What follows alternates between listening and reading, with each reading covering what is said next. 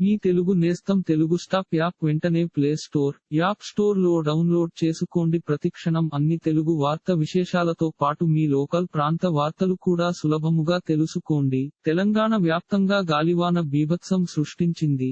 దీంతో 13 మంది మృత్యువాత పడ్డారు. పలు ప్రాంతాల్లో చెట్లు విరిగిపడగా, షెడ్లు, కరెంట్ స్తంభాలు కూలిపోయాయి. అదేవిధంగా పలు ప్రాంతాల్లో విద్యుత్ సరఫరాకు తీవ్ర అంతరాయం ఏర్పడింది. పలు చోట్ల రోడ్లపై భారీ చెట్లు విరిగిపడ్డాయి. ఈ క్రమంలోనే హైదరాబాద్ లోని వనస్థలిపురంలో భారీ వృక్షం నేలకొరిగింది. హయాత్ నగర్ లో బస్సుపై చెట్టు పడింది.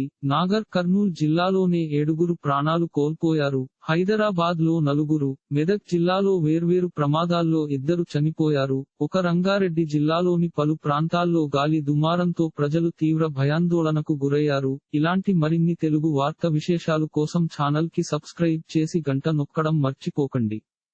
ఈ వీడియోని తోటి మిత్రులకి షేర్ చేయండి. మీ అభిప్రాయాన్ని కామెంట్ లో తెలపండి.